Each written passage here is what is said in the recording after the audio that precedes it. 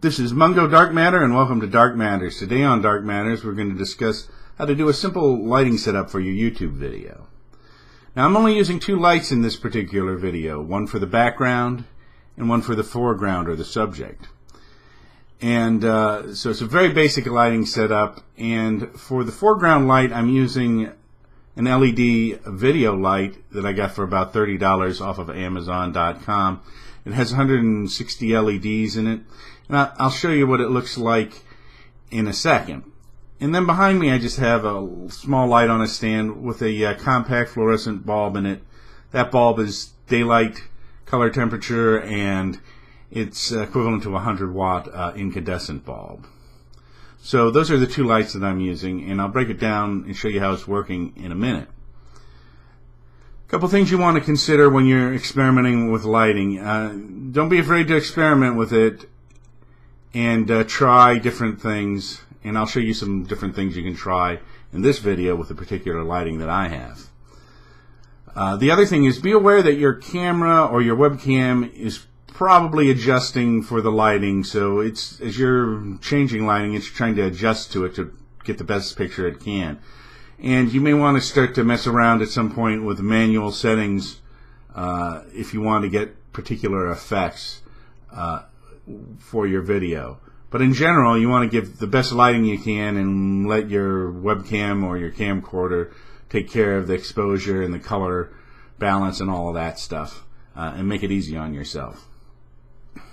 The other thing you want to be aware of is lights have different color temperatures, or different colors basically.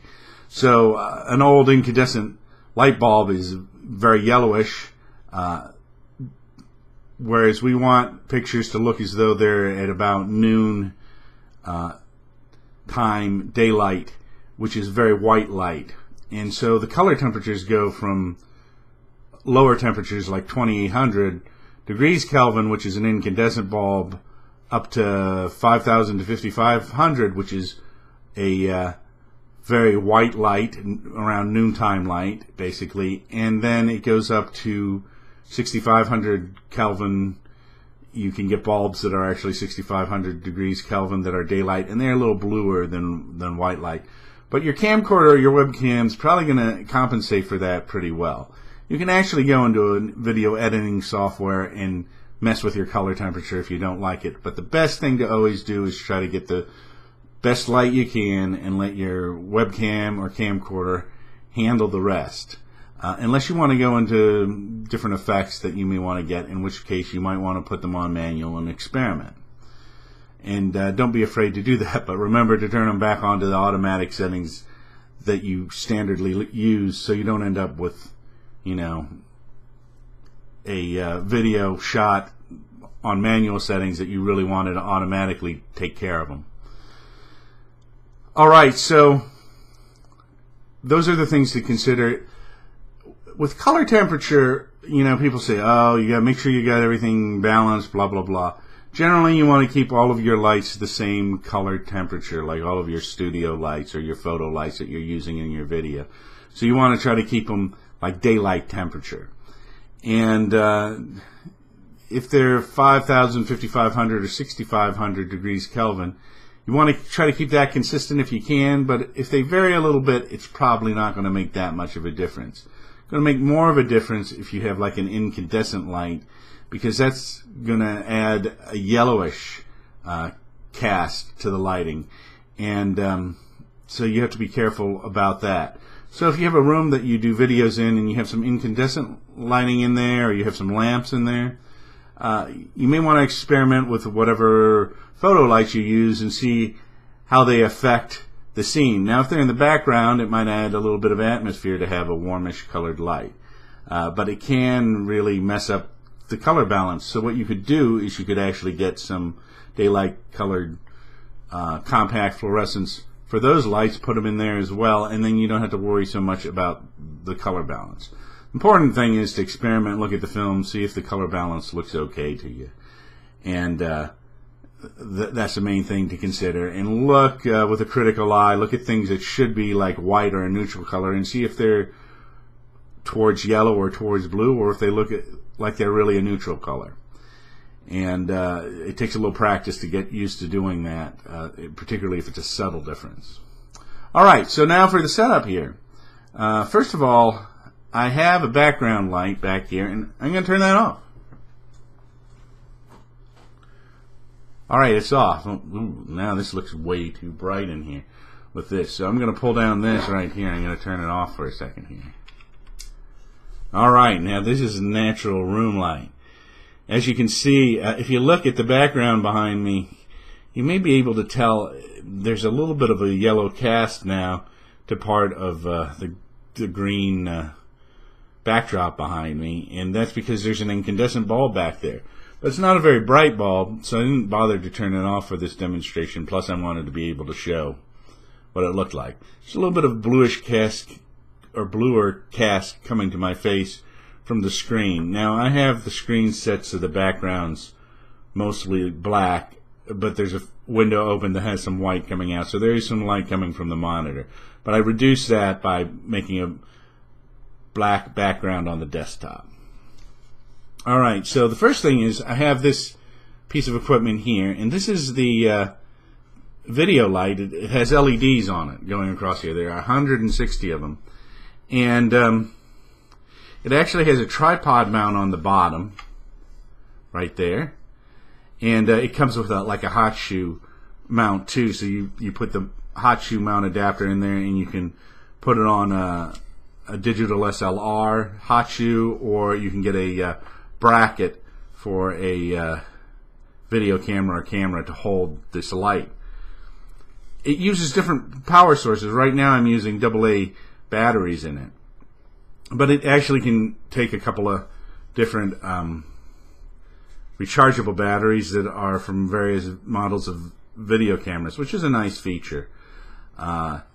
And I'll actually talk about this light in another video and do a review on it. But a lot of the lights have the same feature. They have multiple ways to power it with batteries, so you can use just regular disposable batteries or rechargeable batteries on a lot of them.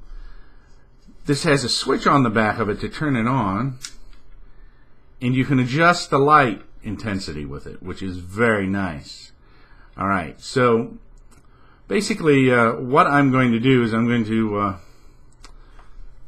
set this up here, and I can adjust the light on it so it's a little more, we look a little overexposed there, but that's okay because we're going to turn a background light on.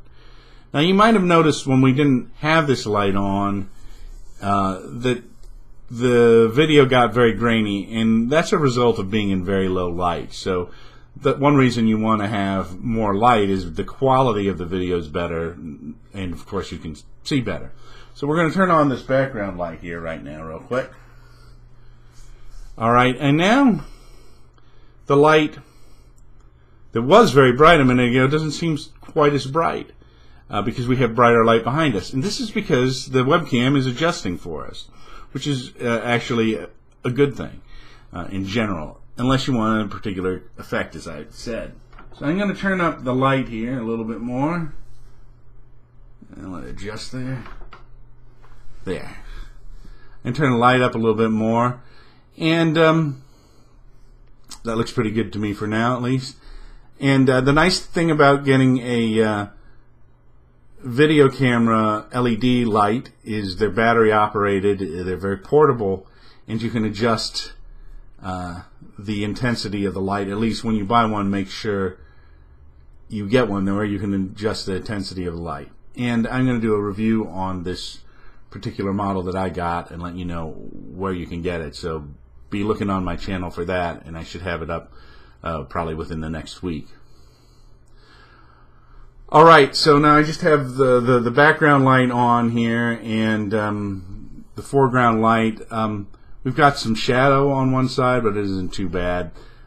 That's called Rembrandt lighting, when you have like shadow to one side, basically. Now usually what you would do is I would have two lights at 45-degree angles on either side of me in the front, and one of them would be adjusted slightly lower. So if I had two of these video lights, I could put one on either side, and I could adjust one lower and one brighter, and I could actually adjust the shadows very easily on my face.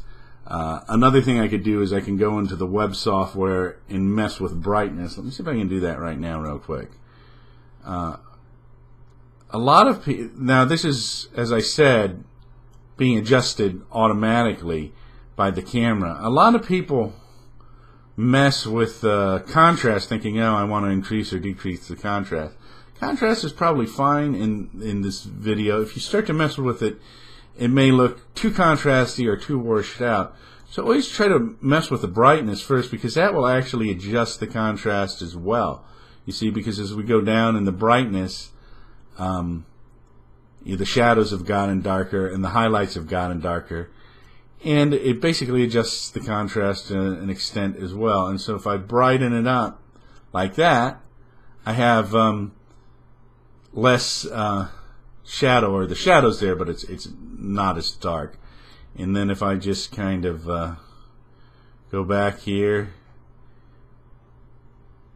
I can adjust the brightness. And actually, let me cancel this and go back to the way it was, because I kind of like this particular effect for this video. Now the screen behind me is green, and I use that sometimes to do chroma key effects where I put things back in there. But you can see over to one side it looks very even. The other side not so much, because there's just one light at a 45-degree angle, and on its side it's doing a good job, but on the other side it's kind of hitting across where all the wrinkles are on the background. Now if I wanted the background to be very even for chroma key, I could turn another light on like that, see, and it's much more even. And you might have to adjust, if you have a backdrop hanging there, any kind of wrinkles in the curtain. There's still a little bit of unevenness slightly in there, and it's just because of the way the curtain may be hanging here and there. So you always want to make sure that that's hanging straight down and there's as few wrinkles as possible, and that you've got even lighting on it. And so this would be actually, should work pretty well for chroma key with this particular background the way it is.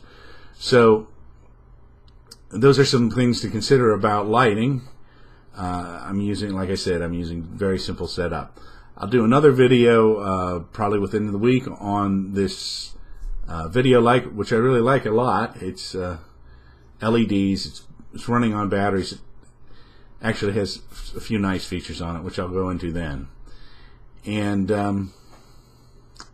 anyway, so that's basically how you can do a very simple video setup with a compact fluorescent bulb and a LED video light. I'm Mungo Darkmatter, and this has been Dark Matters, and whatever you do, enjoy technology.